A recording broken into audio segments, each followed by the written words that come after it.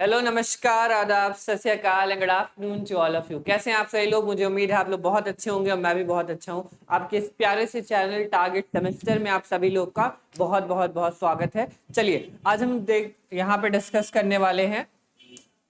आज हम क्या बात करेंगे? आज हम बात करेंगे प्रारंभिक तुर्क और खिलजियों के इतिहास के बारे में। ठीक है, तो जैसा कि आप जानते हैं कि पेपर्स आपके स्टार्ट हो चुके हैं सेमेस्टर वाले।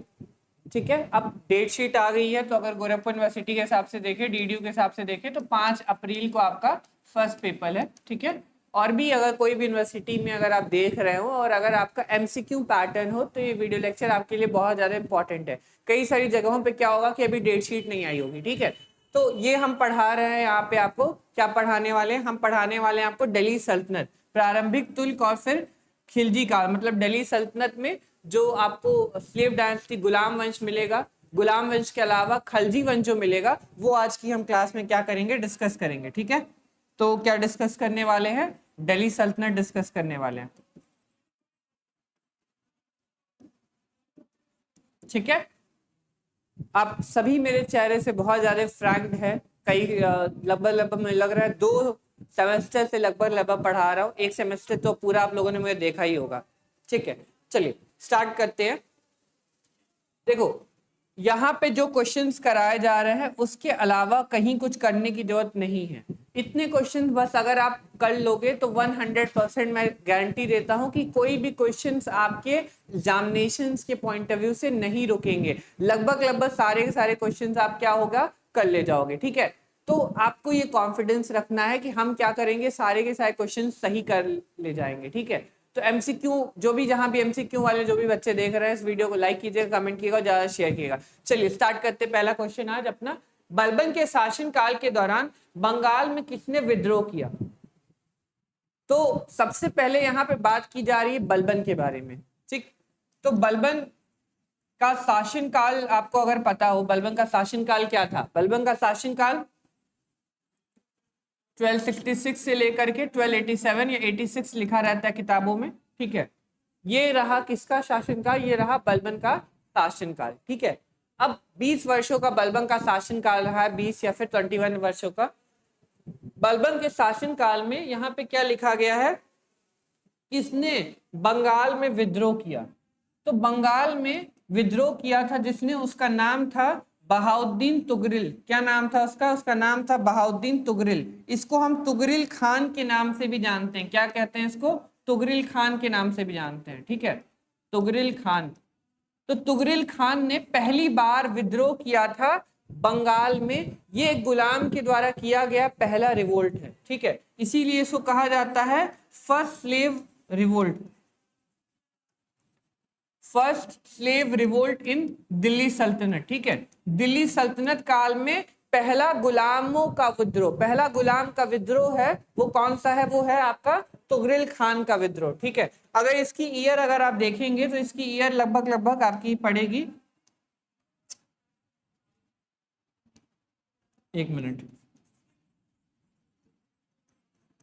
तुगरिल खान का विद्रोह अगर आप ईयर देखेंगे तो 1279 या किताबों में आपको 1280 देखने को मिलेगा। 1279 या 1280 में क्या किया बलबन ने इस विद्रोह को? ये खुद पहला ऐसा विद्रोह था जिस रिवोल्ट को शांत करने के लिए जो बलबन है वो बंगाल जाता है, खुद बंगाल जाता है। पहले 2 लोग को भेजता है, आमीन खान को भेजता है और एक और इंसान को भेजता है। वो दोनों असफल रहते हैं, तो उन दोनों का जो सर है उन लोग को क्या कर देता है? मार देता है बलबन, और उनका जो मतलब बॉडी है उसको फाटक पे टंगवा, अयोध्या के फाटक के ऊपर उसको टंगवा देता है। ठीक है, बाद में तीसरी बार गयासुद्दीन बलबन खुद जाता है तुगरिल खान के विद्रोह को शांत करने। ठीक है, और वो 1279 1280 में क्या करता है? बहाउद्दीन तुगरिल का जो विद्रोह होता है उसको क्या कर देता है? शांत कर देता है। ये पहला गुलामों का विद्रोह है दिल्ली सल्तनत काल में। याद रखिएगा, क्वेश्चन ऐसे ही पूछा जाता है एग्जामिनेशन में कि दिल्ली सल्तनत काल में पहला गुलाम का विद्रोह कौन सा था? तो पहला गुलाम का विद्रोह था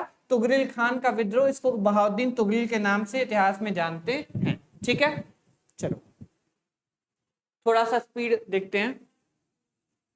हाँ, अलाउद्दीन के शासनकाल के दौरान देवगिरी का राजा कौन था? तो अलाउद्दीन के शासनकाल के दौरान देवगिरी का राजा का नाम था राजा रामचंद्र देव। क्या नाम था उनका? उनका नाम था राजा रामचंद्र देव। वहां के शासक का नाम था क्या? वहां के शासक का नाम था राजा रामचंद्र देव। इन्हीं को राय रन की टाइटल दिया था अलाउद्दीन खिलजी ने। राय रायन का टाइटल किसको दिया था? इन्हीं को दिया था। ठीक है। इनकी बेटी हुआ करती थी झट्टापल्ली। झट्टापल्ली से शादी भी की थी अलाउद्दीन खिलजी ने। ठीक है।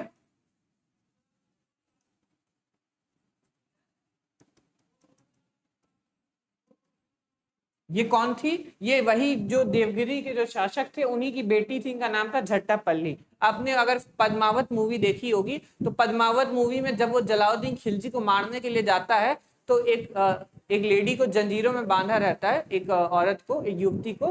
तो वो क्या करता है? उस पर सिक्कों की बरसात करता है। ये वही झट्टापल्ली है। ठीक है। चलो, रजिया की सौतेली माता कौन थी? रजिया की सौतेली माता का क्या नाम था? उनका नाम था शाह तुर्कान। क्या नाम था उनका? शाह तुर्कान। शाह तुर्कान एक नचनिया हुआ करती थी लाहौर की। ठीक है। इसके बेटे का नाम था रुकनुद्दीन फिरोज। क्या नाम था इसका? इसके बेटे का नाम था रुकनुद्दीन फिरोज। तो हम देखते हैं जैसे मृत्यु होती है शमशुद्दीन इल्तुतमिश की, ठीक है, उसी समय गद्दी पे कौन बैठता है? शाह तुर्कान, और उसका बेटा रुकनुद्दीन फिरोज बैठता है। रुकनुद्दीन फिरोज को इतिहास में लविंग क्रिएचर सुल्तान कहा गया है। लविंग क्रिएचर सुल्तान। लविंग क्रिएचर सुल्तान किसको कहा गया है? इन्हीं को कहा गया है। ठीक है।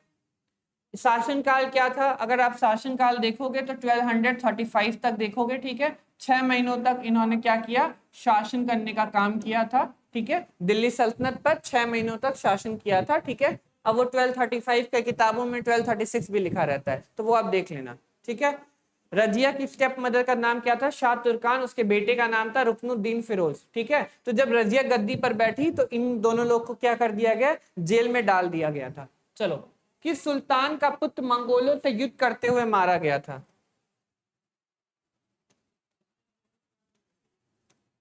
किस सुल्तान का पुत्र मंगोलों से युद्ध करते हुए मारा गया था? तो बलबन का एक पुत्र हुआ करता था। आंसर क्या हो जाएगा इसका? बलबन हो जाएगा। बलबन का पुत्र हुआ करता था, उसका नाम था प्रिंस मोहम्मद। क्या नाम था? उसका नाम था प्रिंस मोहम्मद। ठीक है। प्रिंस मोहम्मद की मृत्यु होती है किस ईयर में? इसकी मृत्यु होती है मंगोल से लड़ते हुए 1285 में। 1285 में, कई किताबों में 1286 भी लिखा रहता है। 1285 में बलबन के पुत्र प्रिंस मोहम्मद की मृत्यु हो जाती है मंगोल से लड़ते हुए। ठीक है। एक सुहरवादी श्रृंखला के एक सूफी संत थे, उनका नाम था शेख सद्दुद्दीन आरिफ। शेख सद्दुद्दीन आरिफ कहते हैं कि मैं तुम्हारे पास जो मैंने जिससे शादी की है, ठीक है, उसको वापस नहीं भेजूंगा, क्योंकि मैं जानता हूं कि तुम्हारी मृत्यु होने वाली है मंगोलों से लड़ते हुए। शेख सद्दुद्दीन आरिफ ये भविष्यवाणी करते हैं और उनकी जो भविष्यवाणी होती है वो सही साबित हो जाती है। ठीक है। क्या नाम था उसका? उसका नाम था प्रिंस मोहम्मद, जिसकी मृत्यु हुई मंगोल से लड़ते हुए। एक और बेटा था बलबन का, उसका नाम था बुगरा खान, जो कि गवर्नर था कहाँ का? बंगाल का। ठीक है। चलो, लाख बख्श की उपाधि किस सुल्तान को दी गई? तो लाख बख्श की उपाधि से नवाजा गया कुतुबुद्दीन ऐबक को। कुतुबुद्दीन ऐबक को क्या माना जाता है? लाख बख्श माना जाता है। लाख बख्श का क्या मतलब होता है? लाखों का दान करने वाला।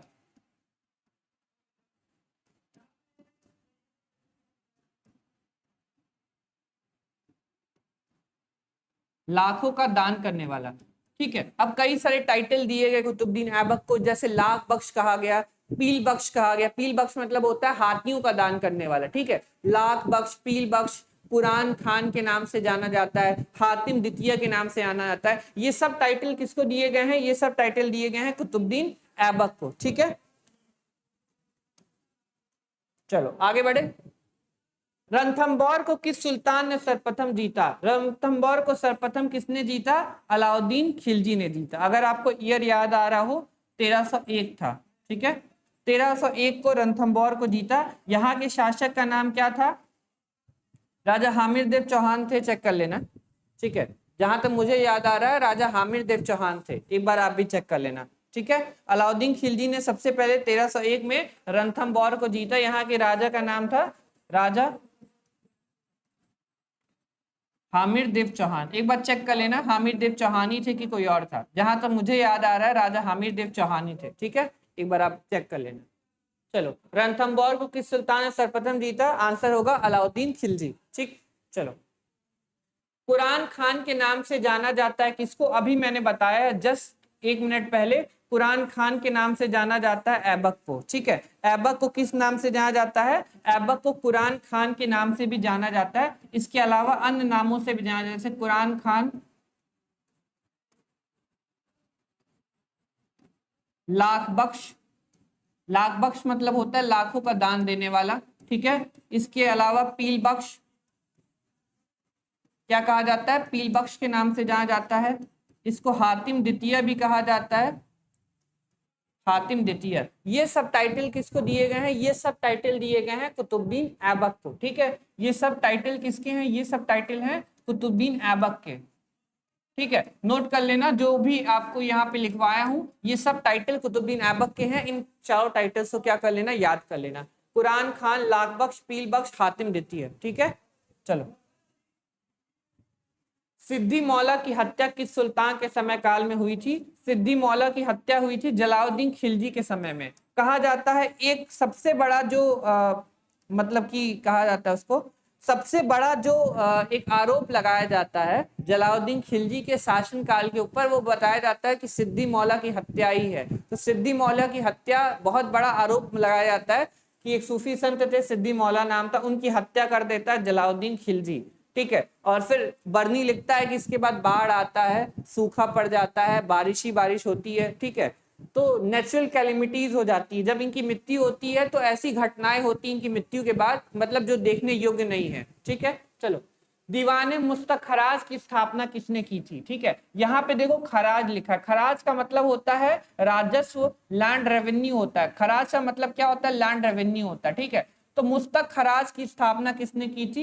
दीवाने मुस्तक खराज की स्थापना की थी अलाउद्दीन खिलजी ने। ठीक है, किसने की थी? अलाउद्दीन खिलजी ने। जो बकाया राशि थी, बकाया राशि को चुकाने के लिए अलाउद्दीन खिलजी क्या करता है? अलाउद्दीन खिलजी मुस्तक खराज डिपार्टमेंट की स्थापना करता है। डिपार्टमेंट का नाम था दीवाने मुस्तक खराज। क्या नाम था डिपार्टमेंट का? दीवाने मुस्तक खराज। ठीक है, एक दीवाने रियासत की भी स्थापना करता है अलाउद्दीन खिलजी। एक और डिपार्टमेंट की स्थापना करता अलाउद्दीन खिलजी, उसका नाम था दीवाने रियासत। क्या नाम था? दीवाने रियासत। ठीक है, ये मार्केट कंट्रोल डिपार्टमेंट है, और ये जो है ये व्यय से रिलेटेड है, टैक्स से रिलेटेड, लैंड रेवेन्यू से रिलेटेड है। ठीक है, जो लोग बकाया राशि बचता है, जो लोग लैंड रेवेन्यू नहीं देते हैं, अगर उनकी राशि जो है शेष होती है तो ये डिपार्टमेंट देखता है उसको। दीवाने मुस्तक खराज नाम है डिपार्टमेंट का। एक और डिपार्टमेंट है दीवान रियासत, ये डिपार्टमेंट भी अलाउद्दीन खिलजी स्टैब्लिश करता है। ठीक है, ये डिपार्टमेंट है मार्केट कंट्रोल पॉलिसी का। ठीक है,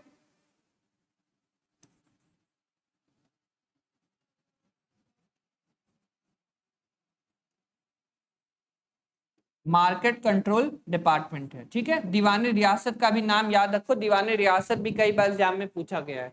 आमिर खुसरो किसके दरबार के कवि थे?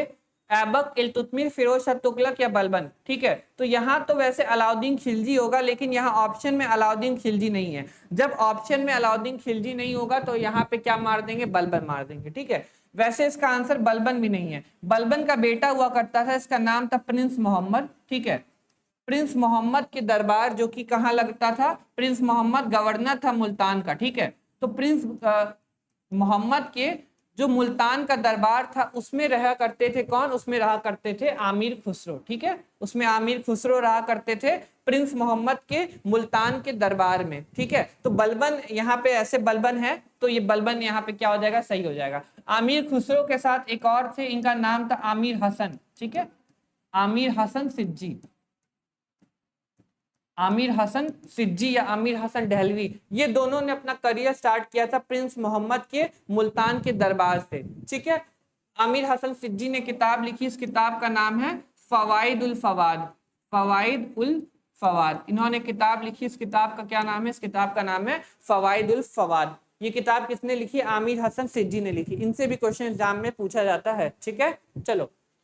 कौन सुल्तान बलबन का दामाद था? कौन सुल्तान बलबन का दामाद था? तो नसीरुद्दीन मोहम्मद जो हुआ करता था वो क्या था? वो बलबन का दामाद हुआ करता था। ठीक है, अगर हम इनका टाइमलाइन देखें तो 1246 से लेकर के 1266 तक क्या करते हैं, दिल्ली सल्तनत पर शासन करने का काम करते हैं नसीरुद्दीन महमूद। ठीक है, नसीरुद्दीन महमूद को संत कहा गया, इतिहास में कहा गया है ये ऐसा सुल्तान है जो कौन है, जो संत की तरह रहता था, संत है, एक पूरा तरह से क्या है, संत है। ठीक है, बलबन के एक और दामाद थे, बलबन की बेटी का नाम था हुजैदा, हुजैदा से शादी की थी नसीरुद्दीन महमूद ने। बलबन के एक और दामाद हुआ करते थे, वो एक सूफी संत थे, उनका नाम था बाबा फरीद। ठीक है, बाबा फरीद भी क्या थे, बलबन के ही दामाद थे, बाबा फरीद, जिनको हम लोग गंजे शकर के नाम से जानते हैं, बाबा फरीद को। ठीक है, पंजाबी इनको बाबा फरीद के नाम से जानते हैं, गंजे शकर के नाम से इनको जाना जाता है। ठीक है, तो नसीरुद्दीन महमूद, सुल्तान नसीरुद्दीन महमूद और बाबा फरीद, ये दोनों दामाद थे किसके, गयासुद्दीन बलबन के। ठीक है, ये वाला लोग बहुत कम लोग को पता होता है। चलो आगे बढ़े।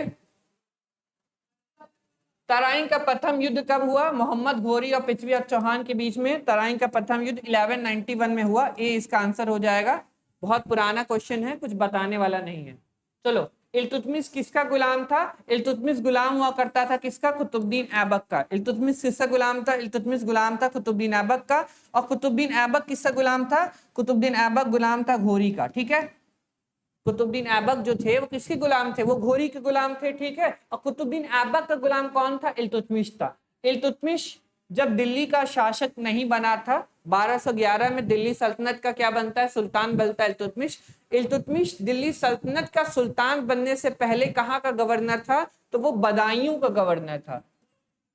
कहाँ गवर्नर था, बदायूं का गवर्नर। नोट करेंगे सभी लोग, इंपॉर्टेंट पॉइंट है। ये कहाँ गवर्नर था, दिल्ली सल्तनत में सुल्तान बनने से पहले ये कहाँ गवर्नर था, बदायूं का गवर्नर था। नोट करेंगे सभी लोग। ठीक है, चलो, गवर्नर ऑफ बदायूं इल्तुतमिश। ठीक है, चलो, तो कुतुबुद्दीन ऐबक के दामाद भी इल्तुतमिशी थे, उनकी बेटी थी कुतुब बेगम, कुतुब बेगम से शादी की थी इल्तुतमिश ने, शमसुद्दीन इल्तुतमिश ने। ठीक है, चलो, किस सुल्तान के बाद रजिया सिंहासन रूढ़ हुई, तो किस सुल्तान के बाद हुई, तो रुकनुद्दीन फिरोज शाह और शाह तुर्कान के बाद क्या हुआ, रजिया सुल्ताना को क्या मिली, गद्दी मिली। ठीक है, रुकनुद्दीन फिरोज शाह का क्या हो जाएगा, सही आंसर हो जाएगा। अभी मैंने बताया है रुकनुद्दीन फिरोज शाह और शाह तुर्कान रूल कर रहे थे, इनका रूल ज्यादा नहीं चला, 6 महीने इनका रूल चला बस। ठीक है, 6 महीने बाद दिल्ली की जनता ने इनको हटा दिया और इनकी जगह पे किसको बैठा दिया, इनकी जगह पे रजिया सुल्ताना को दिल्ली सल्तनत का नेक्स्ट क्या बना दिया, सुल्तान बना दिया। ठीक है,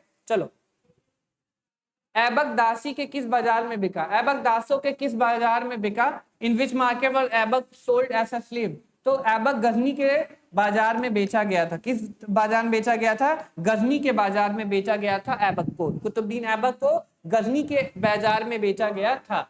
मोहम्मद बख्तियार खिलजी किसका समकालीन था, मोहम्मद बख्तियार खिलजी क्या था, ऐबक का समकालीन था। ठीक है, मोहम्मद बख्तियार खिलजी किसका समकालीन था, ऐबक का समकालीन था। मोहम्मद बख्तियार खिलजी की 1205 में छुरा घोप करके एक उसका वो होता है, नॉबल होता है, वजीर होता है। ठीक है, क्या नाम होता है उसका, अली मर्दान नाम होता है, वो छुरा घोप कर इसकी हत्या कर देता है 1205 में। ठीक है, मोहम्मद बख्तियार खिलजी कौन था, गवर्नर था बंगाल का, गवर्नर ऑफ बंगाल। ठीक है, मोहम्मद बख्तियार खिलजी वही आदमी है जो नालंदा यूनिवर्सिटी और विक्रमशिला यूनिवर्सिटी को जलाता है। नालंदा विक्रमशिला को जलाने का जो श्रेय है वो भी किसको मिला है, मोहम्मद बख्तियार खिलजी को ही मिला है। ठीक है, नालंदा विक्रमशिला यूनिवर्सिटी को जलाने वाला कौन है, यही है। ठीक है, अब क्यों जलाता है उसके पीछे बहुत लंबी कहानी है। ठीक है, मैंने लेक्चर लिया था, उसमें मैंने वो पूरी कहानी को बताया था क्यों जलाने का काम कर रहा है। ठीक है, इसके प्रिंसिपल हुआ करते थे नालंदा के, उनका नाम था राहुषी भद्र। ठीक है, चलो, दिल्ली को किस सुल्तान ने राजधानी बनवाया, तो सबसे पहले दिल्ली को राजधानी बनाता है इल्तुतमिश। ठीक है, इल्तुतमिश क्या करता है, दिल्ली को अपनी राजधानी बनाता है सबसे पहले जब वो सुल्तान बनता है तो। ठीक है, चलो, रजिया को किसने कैद किया, तो रजिया को कैद किसने किया, मलिक अल्तुनिया ने कैद किया। ठीक है, रजिया को किसने कैद किया, मलिक अल्तुनिया ने क्या किया, कैद किया रजिया सुल्ताना को। मलिक अल्तुनिया कौन था, मलिक अल्तुनिया जो था वो गवर्नर था, कहाँ का, भटिंडा का गवर्नर हुआ करता था, भटिंडा। ठीक है, इसको तबर हिंद भी कहा जाता है, भटिंडा को क्या कहा जाता है, तबर हिंद भी कहा जाता है। कहाँ पर है ये, मॉडर्न डे पंजाब में है। तो मॉडर्न डे पंजाब में भटिंडा एक जगह है, भटिंडा गवर्नर था, इसका नाम था मलिक अल्तुनिया। मलिक अल्तुनिया ने कैद किया किसको? रजिया सुल्ताना को। ठीक है, बहुत सिंपल सा क्वेश्चन था, आपने पूरी कहानी पढ़ी होगी तो इसका आंसर आप अच्छे से कर लेंगे। चलो, कुतुब मीनार का पूर्णतः निर्माण किसने कराया? Who got the Qutub Minar completely constructed? Qutub Minar का कंस्ट्रक्शन बाद में किसने करवाया? इल्तुतमिश ने करवाया। आंसर क्या हो जाएगा? इल्तुतमिश हो जाएगा। ठीक है, इल्तुतमिश इससे संबंधित है, फिरोज शाह तुगलक है। ठीक है, बाद में बिजली गिर जाती है, फिर फिरोज शाह तुगलक भी काम करवाता है उसका। फिर फिरोज शाह तुगलक के बाद सिकंदर लोधी का भी हाथ है कुतुब मीनार में। ठीक है, इन सब लोगों ने कुतुब मीनार के कंस्ट्रक्शन में हाथ लगाया है, मतलब कुछ ना कुछ किया है कुतुब मीनार से रिलेटेड। ठीक है, कुतुब मीनार का पूर्णतः निर्माण किसने करवाया? इल्तुतमिश ने करवाया था। ठीक है, इल्तुतमिश के अलावा फिरोज शाह तुगलक और सिकंदर लोधी भी सम्मिलित है कुतुब मीनार के कंस्ट्रक्शन से रिलेटेड। ठीक है, तो फिरोज शाह तुगलक का नाम याद रखना और सिकंदर लोधी का नाम याद रखना। कुतुबुद्दीन ऐबक ने स्टार्ट करवाया था, सभी को मैंने बताया था ना। कुतुबुद्दीन ऐबक क्या करते हैं? कुतुबुद्दीन ऐबक काम शुरुआत करवाते हैं, लेकिन 1210 में कुतुबुद्दीन ऐबक घोड़े से गिर जाते हैं और उनकी मृत्यु हो जाती है पोलो खेलते हुए। ठीक है, तो कुतुबुद्दीन ऐबक क्या करते हैं? शुरुआत करवाते हैं। कुतुबुद्दीन ऐबक शुरुआत कराते हैं और वो खत्म कौन करवाता है? बाद में जाके सिकंदर लोधी करवाता है। ठीक है, इन चारों का नाम याद रखना, कई बार एग्जाम में ऐसे पूछता है क्वेश्चन, निम्नलिखित में से कुतुब मीनार के कंस्ट्रक्शन से कौन सम्मिलित नहीं है? ठीक है, किसका संबंध कुतुब मीनार से नहीं है? ऐसे भी क्वेश्चन एग्जाम में पूछे जाते हैं। चलो, किस भारतीय सुल्तान के शासन काल में चंगेज खान भारतीय सीमा पे पहुंचा? तो चंगेज खान इल्तुतमिश के समय काल में सीमा के ऊपर पहुंच गया था। ठीक है, इल्तुतमिश ने 1221 में सीमा पर आ गया था, सिंधु वाला जो सीमा है, इंडस वाली जो सीमा है, उस पर चंगेज खान आ गया था। एक्चुअली कहा जाता है ईरान का जो शाह हुआ करता था उसका नाम था जलालुद्दीन मांगबरनी। ठीक है, जलालुद्दीन मांगबरनी।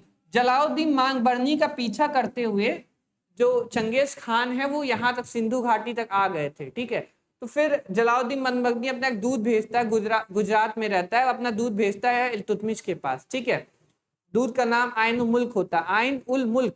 आइन उल मुल्क को भेजता है गुलाम बना, मतलब कि अपना दूध बना के, उसमें ये लिखा रहता है कि हम और आप क्या करेंगे, साथ में मतलब लड़ते हैं चंगेज खान से। तो इल्तुतमिश जो होता है वो डिप्लोमेटिक आंसर देता है। इल्तुतमिश कहता है कि यहाँ का जो वातावरण है, यहाँ का जो हवा है वो आपको नागवार गुजरेगी, यहाँ का जो मतलब क्लाइमेट है वो आपके लिए अच्छा नहीं है, और आप जहां से आए वहां वापस लौट जाइए। तो एक डिप्लोमेटिक आंसर करता है इल्तुतमिश, और उसका जो वो पॉलिटिकल एम्बेसडर होता है जिसका नाम आइनुल मुल्क होता है, उसकी हत्या करवा देता है इल्तुतमिश। ठीक है, इसी तरीके से जो बहुत बड़ा चंगेज खान का खतरा होता है, इल्तुतमिश उस खतरे से क्या होता है, मतलब बचा लेता है भारत को, क्योंकि अगर चंगेज खान भारत आ जाता तब इतिहास शायद हमारा कुछ और होता। चलो, किस सुल्तान की हत्या उसके महल में हुई? तो किस सुल्तान की हत्या उसके महल में हुई? आप देखो, जलाउद्दीन खिलजी, अलाउद्दीन खिलजी, कुतुबुद्दीन मुबारक खिलजी, नसीरुद्दीन खुसरो शाह। जलाउद्दीन खिलजी की हत्या हुई, 21 का क्या हो जाएगा? ए हो जाएगा। ठीक है, क्वेश्चन क्या पूछा गया है? क्वेश्चन देखो, किस सुल्तान की हत्या उसके महल में हुई? तो जलाउद्दीन खिलजी की हत्या कौन करता है? अलाउद्दीन खिलजी करता है, उसी के महल में। चलो, सर्वप्रथम किस मुस्लिम शासक ने दक्षिण भारत को जीता? सर्वप्रथम किसने जीता? सर्वप्रथम दक्षिण भारत को जीतने का काम करता है अलाउद्दीन खिलजी। ठीक है, सर्वप्रथम दक्षिण भारत को कौन जीतता है? अलाउद्दीन खिलजी जीतता है। ठीक है, अगर आपसे सर्वप्रथम पूछा जा रहा है तो आंसर क्या होगा? आंसर होगा अलाउद्दीन खिलजी। ठीक है, मुझे बताना वॉइस तो क्लियर आ रही है, कोई दिक्कत तो नहीं है किसी भी को भी वीडियो में या पढ़ाने के तरीके में? तो दिक्कत नहीं आपको हो रही है कि तरीके से मुझे बताइएगा आप। कुतुबुद्दीन ऐबक की मृत्यु के बाद दिल्ली सल्तनत का सुल्तान कौन बना? ठीक है, तो कुतुबुद्दीन ऐबक की मृत्यु के बाद उसका बेटा बना जिसका नाम था आराम शाह। ठीक है, आराम शाह बना आराम शाह क्या बना? सुल्तान बना। कुतुबुद्दीन ऐबक की मृत्यु 1210 में हुई। 1210 के बाद कौन बना? आराम शाह शासक बना। ठीक है, आराम शाह के बीच में और इल्तुतमिश के बीच में ड्यूड का बैटल होता है, बैटल ऑफ ड्यूड। इसको ड्यूड की लड़ाई कहा जाता है। ड्यूड की लड़ाई किसके बीच में होती है? आराम शाह के बीच में होती है। ठीक है, और आराम शाह के अलावा किसके बीच में होती है? इल्तुतमिश के बीच में होती है। ठीक है, इल्तुतमिश और आराम शाह के बीच में क्या होती है? लड़ाई होती है। लड़ाई का नाम है बैटल ऑफ ड्यूड, ड्यूड की लड़ाई। ठीक है, चलो आगे बढ़ते हैं। चांदी का सिक्का टंका किसके द्वारा किया गया था? चांदी का सिक्का टंका चलाया था किसने? इल्तुतमिश ने चलाने का काम किया था पहली बार, ठीक है। सभी को पता है एक जो सिल्वर का टंका होता है, एक सिल्वर का टंका, ठीक है, उसकी वैल्यू होती है 48 कॉपर जितल के बराबर। एक सिल्वर टंकी की वैल्यू कितनी होती है? 48 कॉपर जितल के बराबर वैल्यू होती है एक सिल्वर टंकी की। ये वाला क्वेश्चन भी पूछा जाता है, एक सिल्वर टंका कितना होता है? एक सिल्वर टंका 48 कॉपर जितल के बराबर होता है, ठीक है, समझ गए। देखो साउथ में इसका यूनिट जो होता है 50 हो जाता है। साउथ में जाओगे तो यही जो होगा, एक सिल्वर टंका जो होगा वो 50 कॉपर जितल का हो जाएगा। कहां पर? साउथ में, दक्षिण भारत में हो जाएगा, ठीक है। लेकिन नॉर्थ इंडिया में 48 ही का होगा, ठीक है। एग्जाम में क्वेश्चन पूछा जाता है हर साल, एक सिल्वर टंका बराबर कितना होता है? एक सिल्वर टंका बराबर होता है 48 कॉपर जितल, ठीक है। चलो, दास वंश का अंतिम शासक कौन था? दास वंश का अंतिम शासक था शमशुद्दीन कैमूर्स, ठीक है। क्या नाम था? शमशुद्दीन कायूमर्स नाम हुआ करता था, कायूमर्स। शमशुद्दीन कायूमर्स जो था वो दास वंश का क्या था? अंतिम शासक था। इसको हटा करके, इसको कैद करके जलालुद्दीन खिलजी गद्दी पर बैठ जाता है और खिलजी वंश की क्या करता है? स्थापना करता है। चलो, खिलजी वंश का संस्थापक कौन है? खिलजी वंश का संस्थापक है जलालुद्दीन फिरोज खिलजी, ठीक है। खिलजी वंश के संस्थापक का क्या नाम है? खिलजी वंश के संस्थापक का नाम है जलालुद्दीन फिरोज खिलजी। क्या नाम है? जलालुद्दीन फिरोज खिलजी, ठीक है। किस साल बैठता है गद्दी पर? 1290 से लेकर के 1296 तक बैठता है, ठीक है। 1290 से 1296 पर गद्दी पर कौन बैठता है? जलालुद्दीन फिरोज खिलजी बैठता है, ठीक है। चलो, रजिया का प्रेमी कौन था? अब यहाँ पे पूछा गया है कि रजिया सुल्ताना का प्रेमी कौन था, तो रजिया सुल्ताना का प्रेमी बताया जाता है मलिक याकूत को। मलिक याकूत को बताया जाता है वो क्या था? रजिया का प्रेमी हुआ करता था। ये मनगढ़ंत कहानियां हैं जो बनाई गई हैं, इसमें कोई सच्चाई नहीं है, ठीक है। इनका शाही अंगरक्षक हुआ करता था, शाही अंगरक्षक। रजिया सुल्ताना का शाही अंगरक्षक था, उसका नाम था मलिक याकूत, ठीक है। सब कहानी बना दी है लोगों ने लव अफेयर के बारे में, ऐसा कुछ नहीं था। चलो, इनमें से कौन गजनी राजवंश का संस्थापक था? महमूद, अलाउद्दीन, सुबुद्दीन या इस्माइल? तो गजनी राजवंश का जो संस्थापक था वो अलाउद्दीन को माना जाता है। किसको माना जाता है? अलाउद्दीन को माना जाता है। ध्यान रखिएगा, कई किताबों में सुबुद्दीन भी लिखा रहता है, ध्यान रखिएगा। गजनी वंश का संस्थापक पूछे तो अलाउद्दीन मारोगे, अलाउद्दीन के अलावा कुछ नहीं मारोगे। कई किताबों में सुबुद्दीन भी दिया रहता है, तो ये मत कह देना कि सर गलत बताए हैं। अलाउद्दीन ज्यादा सही होगा, मेरा जो नॉलेज कहता है वो अलाउद्दीन कहता है, ठीक है। कहीं और किताबों में पढ़ोगे तो सुबुद्दीन भी दिया रहता है, लेकिन गजनी राजवंश का संस्थापक कौन है? अलाउद्दीन है, ठीक है। अगर वास्तविक संस्थापक पूछे, रियल फाउंडर पूछे, तो रियल फाउंडर कौन हो सकता है? सुबुद्दीन हो सकता है। अगर वास्तविक संस्थापक पूछे कौन होगा? सुबुद्दीन होगा वास्तविक संस्थापक, ठीक है। चलो, अलाउद्दीन बुखारा के सामंती शासक का दास था, ठीक है। तो बुखारा के किस शासक का दास हुआ करता था? कौन भाई? यही अलाउद्दीन, ठीक है। तो ये शासक हुआ करते थे वहां के, उनका नाम था अब्दुल मलिक। अब्दुल मलिक का क्या था? दास हुआ करता था अलाउद्दीन। अब्दुल मलिक की मृत्यु के बाद गद्दी पर कौन बैठता है? अलाउद्दीन बैठता है और गजनविद वंश की स्थापना करता है, जिसको हम यामनी वंश भी कहते हैं, गजनविद वंश या फिर यामनी वंश, ठीक है।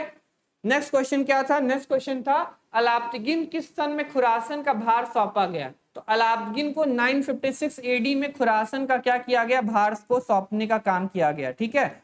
देखो सबसे ऊपर पहले कौन आए? अलाउद्दीन आए, अलाउद्दीन। अलाउद्दीन के बाद उसका दामाद और गुलाम आया जिसका नाम था सुबुद्दीन, ठीक है। सुबुद्दीन के बाद कौन आए? सुबुद्दीन के बाद आए महमूद ऑफ गजनी, ठीक है, समझ गए। चलो, और आप हमारा यहाँ पे कोर्स देख सकते हैं।